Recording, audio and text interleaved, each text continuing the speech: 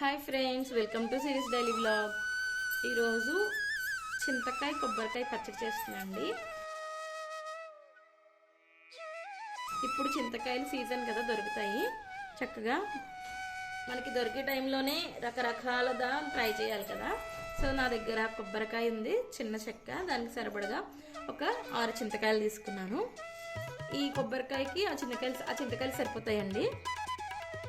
First మనం చింతకాయ కొబ్బరికాయ పచ్చడి ఎలా చేసుకోవాలో చూపిస్తున్నాను. ఫస్ట్ మనం చింతకాయలు శుభ్రంగా కడిగేసుకున్నామండి.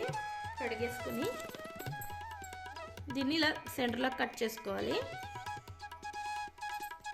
ఇలా చింతకాయని కట్ చేసుకుంటే చూడండి, మనకి ఇవి లేత చింతకాయలు కాబట్టి ఇందులో కలిసిపోయి ఉంటాయి. మనం చాక్తో కానీ స్పూన్తో కానీ ఇలా తీసుకుంటే ఈజీగా వచ్చేస్తాయి. ఇలా ఈ చింతకాయ గింజలు తీసేసుకోవాలండి, లేదంటే కనుక మనకి ఒగరు వచ్చేస్తుంది పచ్చడి. మనకి పండిపోతే గింజలు ఈజీగా వచ్చేస్తాయి. ఇవి లేతకాయలు కాబట్టి పూర్తి ఇలా అంటే మనకి గింజలు అనేవి వచ్చేస్తాయి. మనం మొత్తం అన్నీ కూడా ఇలా గింజలు తీసేసుకున్నాము. ఇగోండి, నేను ఇప్పుడు చింతకాయకి మొత్తం గింజలు తీసేసాను. తీసేసి చిన్న చిన్న ముక్కలు కింద చేసుకున్నాను. అలాగే కొబ్బరికాయ కూడా ముక్కలు చేసుకున్నాను. ఇప్పుడు మనం దీంట్లోకి ఎండుమిర్చి వేయించుకున్నాము. దానికోసం స్టవ్ ఆన్ చేసుకుని ప్యాన్ పెట్టుకున్నాము. కొంచెం ఆయిల్ వేసుకోవాలి. ఒక 2 స్పూన్స్ మినపప్పు వేయించుకుందాం.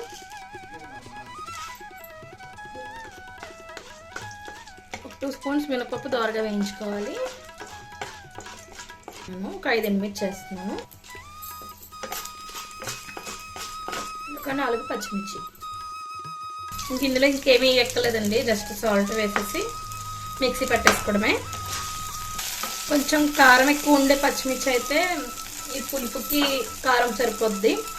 నా దగ్గర కారం తక్కువ, ఈ పచ్చిమిర్చి పెద్ద కారం లేవండి, అందుకని నేను పచ్చిమిర్చి కలిపేసుకుంటున్నాను.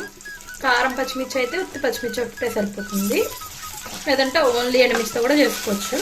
వేగిపోయినాయండి. ఇప్పుడు మనం స్టవ్ ఆఫ్ చేసుకున్నాము. మిక్సీ జార్లోకి చల్లారిన తర్వాత షిఫ్ట్ చేసుకున్నాము. వేయించిన మినపప్పు, ఎండుమిర్చి, పచ్చిమిర్చి మిక్సీ జార్లోకి తీసుకున్నామండి.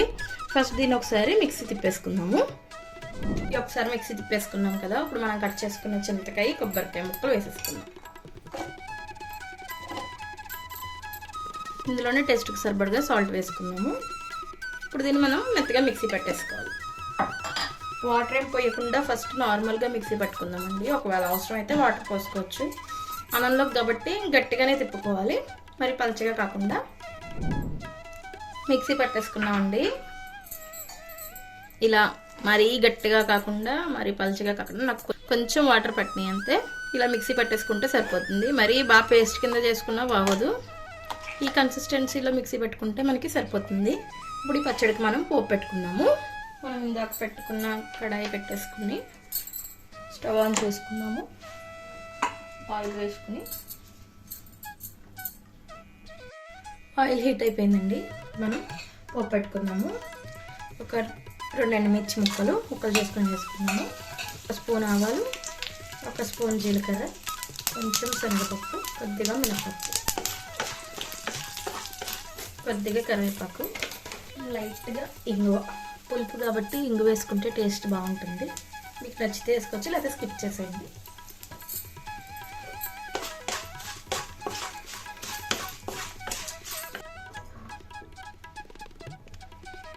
పచ్చడి మీద మనం పోపు వేసేసుకుందాం. ఇంతే అండి, టేస్టీ చింతకాయ కొబ్బరికాయ పచ్చడి రెడీ అయిపోయింది. వేడి అన్నంలో ఈ పచ్చడి కలుపుకుని తింటే అద్భుతంగా ఉంటుందండి. మీరు కూడా ట్రై చేయండి. ఇప్పుడే కదా చింతకాయలు దొరుకుతున్నాయి, మళ్ళీ చింతకాయలు అయిపోయిన తర్వాత తినాలన్నా మనకు దొరకవు. సో ఇప్పుడే ఖచ్చితంగా ట్రై చేసి ఎలా వచ్చిందో కమెంట్ చేసి చెప్పండి. నా ఛానల్ని సబ్స్క్రైబ్ చేసుకోండి. Thank you for watching.